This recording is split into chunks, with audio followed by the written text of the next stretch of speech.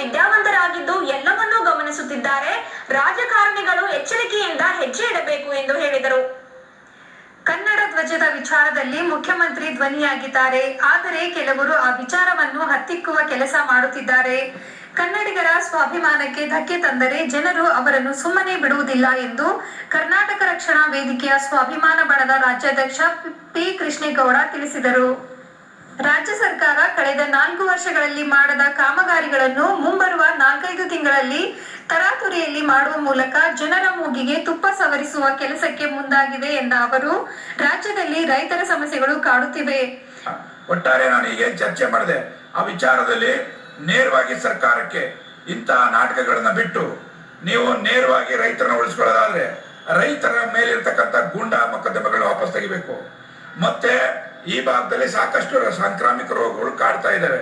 ಆಸ್ಪತ್ರೆಗಳು ಇವತ್ತು ವ್ಯಾಪಾರೀಕರಣದ ರೀತಿಯಲ್ಲಿ ಅಲ್ಲಿ ವೈದ್ಯಾಧಿಕಾರಿಗಳು ನಡ್ಕೊಳ್ತಾ ಇದ್ದಾರೆ. ಒಳ್ಳೊಳ್ಳೆ ವೈದ್ಯಾಧಿಕಾರಿಗಳನ್ನ ಹಾಕ್ಬೇಕು, ಒಳ್ಳೊಳ್ಳೆ ಡಾಕ್ಟರ್ಗಳನ್ನ ಹಾಕ್ಬೇಕು.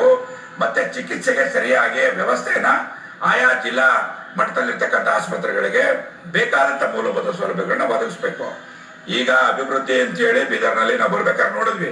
ಅಭಿವೃದ್ಧಿ ಸರಿ, ಅಭಿವೃದ್ಧಿ ಹೆಸರಿನಲ್ಲಿ ಇನ್ನೊಂದಷ್ಟು ರೋಗಗಳನ್ನ ತಂದು ಧೂಳ್ನೆ ಪುರಿಸಿ ಇನ್ನೊಂದಷ್ಟು ಜನ ಆಸ್ಪತ್ರೆಗೆ ಹೋಗುವಂತ ಕೆಲಸವನ್ನ ಈ ನೀವು ಸಚಿವರುಗಳು ಮಾಡ್ತಾ ಇದ್ದೀರಲ್ಲ, ನಿಮಗೆ ವೈಜ್ಞಾನಿಕತೆ ಗೊತ್ತಿಲ್ಲೇನೋ? ಧೂಳು ಬರದಂಗೆ ಅದನ್ನ ತಡೆ ಹಿಡಿಬೇಕು ಅನ್ನೋದು ಗೊತ್ತಿಲ್ಲೇನೋ? ಧೂಳು ಕುಡಿಸಿ ಮತ್ತೆ ಅವ್ರನ್ನ ಆಸ್ಪತ್ರೆ ಸೇರಿಸಿ ಖಾಸಗಿ ವೈದ್ಯ ನರ್ಸಿಂಗ್ ಹೋಮ್ಗಳನ್ನ ಇನ್ನೊಂದಷ್ಟು ಶ್ರೀಮಂತರ ಮಾಡ್ಬೇಕು ಅಂತ ಹೊರಟಿದ್ದೀರಲ್ಲ, ನಿಮಗೆ ನಾಚಿಕೆ ಆಗೋದಿಲ್ಲೇನೋ? ನೀವು ಮೊದಲು ಸಚಿವ ಸ್ಥಾನ ತಗೊಳ್ಳೋದಕ್ಕಿಂತ ಮುಂಚೆ ಈ ಭಾಗದ ಈ ಜಿಲ್ಲೆಯ ಜವಾಬ್ದಾರಿ ಬಗ್ಗೆ ಅರಿವಿರ್ಬೇಕು. ಮತ್ತೆ ಈ ಭಾಗದ ಜನರ ಮೇಲೆ ಕಳಕಳಿ ಇರಬೇಕು. ನಿಮ್ ಕುಟುಂಬದವರೇ ಅನ್ನುವಂತ ಭಾವಿಸ್ಬೇಕು. ಮತದಾರರು ಎಲ್ಲರೂ ನಿಮ್ಮ ಅಣ್ಣ ತಮ್ಮಂದಿರು ಅನ್ನುವಂಥದ್ದು ಕೂಡ ನೀವು ಮನವರಿಕೆ ಮಾಡ್ಕೋಬೇಕಾಗ್ತದೆ. ದಯಮಾಡಿ ಸಚಿವರೇ, ಈ ಭಾಗದಲ್ಲಿ ಇರ್ತಕ್ಕಂಥ ಸಚಿವರುಗಳು ಇಂಥ ಸಾಂಕ್ರಾಮಿಕ ರೋಗಗಳನ್ನ ತಡೀಲಿಕ್ಕೆ ನೀವೇನ್ ಕ್ರಮ ತಗೊಂಡಿದ್ದೀರಿ? ಏನ್ ನಡೀತಾ ಇದೆ ಅಂತಕ್ಕಂಥ ನೀವು ಚರ್ಚೆಗಳು ಮಾಡಿದ್ದೀರಾ ಜಿಲ್ಲಾ ವೈದ್ಯಾಧಿಕಾರಿಗಳ ಕಡೆ ತರ? ಅದು ಇಲ್ಲೂ ಕೂಡ ಆಗ್ತಾ ಇಲ್ಲ. ವೈಜ್ಞಾನಿಕವಾಗಿ ನೀವು ಒಳ್ಳೆ ಕೆಲಸ ಮಾಡಿದ್ರೆ ಮುಂದೆ ಚುನಾವಣೆಯಲ್ಲಿ ಮತದಾರರು ನಿಮಗೆ ಆಯ್ಕೆ ಮಾಡಿ ಕಳಿಸ್ತಾರೆ. ಇಲ್ಲ ಅಂದ್ರೆ ನಿಮ್ಮನ್ನ ತಿರಸ್ಕರಿಸಿ ಮನೆ ಕಳಿಸುವಂತ ಕೆಲಸ ರೈತ ಸಂಘಟನೆಗಳು, ರೈತರು, ಕನ್ನಡಪರ ಸಂಘಟನೆಗಳು, ಮತದಾರರು ಮಾಡ್ತಾರೆ ಅಂತಕ್ಕಂಥ ಮಾತನ್ನ ಈ ಸಂದರ್ಭದಲ್ಲಿ ಹೇಳಲಿಕ್ಕೆ ಬಯಸ್ತೇನೆ. ಮಾಣಿಕೇಶ್ ಪಾಟೀಲ್ರು ಮಾತನಾಡುತ್ತಾ, ಬ್ರೀಮ್ಸ್ ಬೋಧಕ ಆಸ್ಪತ್ರೆ ಬೀದರ್ನಲ್ಲಿ ಸಾರ್ವಜನಿಕರಿಂದ ಸ್ವೀಕರಿಸಿದ ಯೂಸರ್ಸ್ ಚಾರ್ಜಸ್ ಹಣ ದುರ್ಬಳಕೆ ಮಾಡಿ ಸರ್ಕಾರದ ಬೊಕ್ಕಸಕ್ಕೆ ನಷ್ಟ ತಂದು ಆ ಹಣ ತಮ್ಮ ಸ್ವಂತಕ್ಕೆ ಬಳಸಿಕೊಂಡ ನಿರ್ದೇಶಕ ಡಾಕ್ಟರ್ ಸಿ ಚೆನ್ನಣ್ಣರವರ ವಿರುದ್ಧ ಕಾನೂನಿನ ಕಠಿಣ ಕ್ರಮ ತೆಗೆದುಕೊಳ್ಳಬೇಕು ಎಂದು ಹೇಳಿದರು. ಸುದ್ದಿಗೋಷ್ಠಿಯಲ್ಲಿ ಉತ್ತರ ಕರ್ನಾಟಕದ ಮುಖ್ಯಸ್ಥ ಕುರುಗೋಡ ಚನ್ನಬಸವ, ವಿವಿಧ ಜಿಲ್ಲೆಗಳ ಪ್ರಮುಖರಾದ ರಾಜೇಶ್, ಶ್ರೀಧರ್, ಕಿರಣ್ ಇದ್ದರು. ಈ ಸಂದರ್ಭದಲ್ಲಿ ಉಪಸ್ಥಿತರಿದ್ದ ಗಣ್ಯರಿಗೆ ಶಾಲು ಹೊದಿಸಿ ಸನ್ಮಾನಿಸಲಾಯಿತು.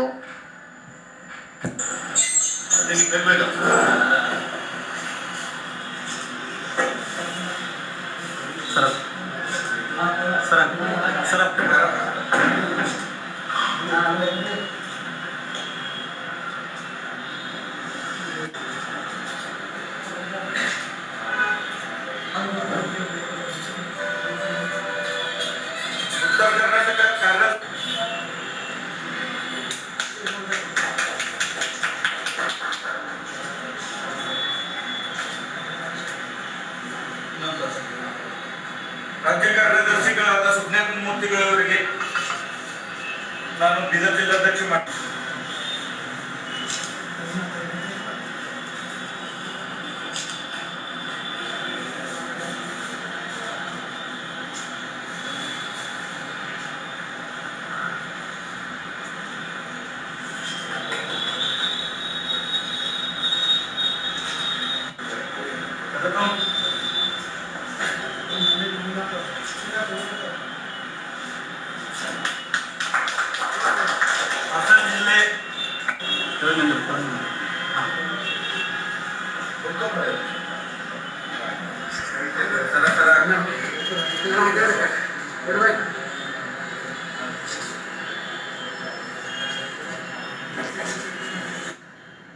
ಜನಪರ ಹಾಗೂ ಪ್ರಗತಿಪರ ಹೋರಾಟಗಳನ್ನು ಮಾಡುತ್ತಾ ಬರ್ತಾ ಇದೆ.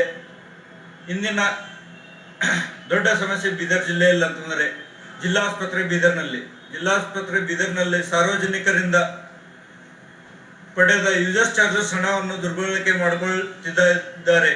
ದಿನಾಂಕ 21/1/2015 ಡಾಕ್ಟರ್ ಸಿ ಚೆನ್ನಣ್ಣ ಅವರು ನಿರ್ದೇಶಕರಾಗಿ ತಮ್ಮ ಸ್ಥಾನ ಮಾಡಿದ್ದರಿಂದ ಇಲ್ಲಿವರೆಗೆ ಸಾರ್ವಜನಿಕರಿಂದ ಪಡೆದ ಸುಮಾರು 6 ಲಕ್ಷಗಳಷ್ಟು ಹಣ ದುರ್ಬಳಕೆ ಮಾಡಿಕೊಂಡು ತನ್ನ ಸ್ವಂತ ನರ್ಸಿಂಗ್ ಹೋಮ್ನಂತೆ ಇಲ್ಲಿಯ ಜಿಲ್ಲಾಸ್ಪತ್ರೆಯನ್ನು ತಗೊಂಡು ಬರ್ತಾ ಇದ್ದಾರೆ.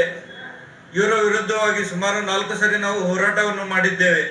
ಇವತ್ತು ನಮ್ಮ ರಾಜ್ಯಾಧ್ಯಕ್ಷರ ಮುಖಾಂತರ ನಾವು ಇಂದು ಸರ್ಕಾರಕ್ಕೆ ಕೇಳಿಕೊಳ್ಳುವುದೇನು ಅಂತಂದರೆ, ಡಾಕ್ಟರ್ ಸಿ ಚೆನ್ನಣ್ಣ ಅವರು ದೊಡ್ಡ ಭ್ರಷ್ಟಾಧಿಕಾರಿಯಾಗಿದ್ದಾರೆ. ಇವರು ಸಾರ್ವಜನಿಕರಿಗೆ ಅನುಕೂಲ ಮಾಡೋದನ್ನು ಬಿಟ್ಟು ಅವರಿಂದ ಬಂದ ಹಣವನ್ನು ತನ್ನ ಸ್ವಂತಕ್ಕೆ ಪಡೆಯುತ್ತಿದ್ದಾರೆ. ಇವತ್ತು ಆಸ್ಪತ್ರೆಗೆ ಒಂದು ಫ್ಲೂಡ್ ಐವಿ ಸೆಟ್ ಅನ್ನು ಪರ್ಚೇಸ್ ಮಾಡ್ಬೇಕಂತಂದ್ರೆ ಹೊರಗೆ ಹೋಗಿ ಪರ್ಚೇಸ್ ಮಾಡ್ಬೇಕಾಗ್ಯದ. ಸರ್ಕಾರದಿಂದ ಉಚಿತ ಕೊಡ್ತಾ ಇಲ್ಲ. ಮತ್ತೇನಪ್ಪಾ ಅಂತಂದ್ರೆ ಯಾವುದೇ ತರದ ಔಷಧೋಪಚಾರಗಳನ್ನು ಬೇಕಂತಂದ್ರೆ ಹೊರಗಡೆ ಬರಿತಾ ಇದ್ದಾರೆ ಎಲ್ಲ ಅಧಿಕಾರಿಗಳು. ಮತ್ತೇನಪ್ಪ ಅಂತಂದ್ರೆ ರಕ್ತ ಪರೀಕ್ಷೆ, ಯಾವುದೇ ಒಂದು ಸ್ಕ್ಯಾನಿಂಗ್ ಎಲ್ಲವೂ ಆಸ್ಪತ್ರೆಯಲ್ಲಿ ಲಭ್ಯ ಇದ್ರೂ ಹೊರಗಡೆ ಬರೆಯಂತ ಮಾಡ್ತಾ ಇದ್ದಾರೆ. ಇದಕ್ಕೆಲ್ಲ ಮೇನ್ ಅಂತಂದ್ರೆ ಯಾವುದೇ ಟೆಂಡರ್ಗಳನ್ನು ಆಗಿದ್ರೆ ಟೆಂಡರ್ಗಳು ಕೊನೆಗೊಳಿಸದೆ ಅಂತಂದ್ರೆ ಹಿಂದಿನವರಿಗೆ ಮುಂದುವರ್ಸ್ಕೊಂಡು ಬರ್ತಾ ಇದ್ದಾರೆ. ಮತ್ತೇನಪ್ಪಾ ಅಂತಂದ್ರೆ ಇವರು ಬಹಳಷ್ಟು ಭ್ರಷ್ಟಾಚಾರದಲ್ಲಿ ತೊಡಗಿದ್ದಾರೆ. ಅದಕ್ಕೋಸ್ಕರ ನಾವು ಸರ್ಕಾರಕ್ಕೆ ಮನವಿ ಮಾಡ್ತೀವಿ, ಇಂಥ ಭ್ರಷ್ಟಾಧಿಕಾರಿಗಳನ್ನು ತೊಲಗಿಸಿ ಕೂಡಲೇ ಅಮಾನತು ಮಾಡಿ ನ್ಯಾಯಯುತವಾಗಿ ನಡೆಸಬೇಕಾಗಿ ನಾವು ಕೋರ್ತೇವೆ. ಧನ್ಯವಾದಗಳು. ಧ್ರುವ ತಾರೆ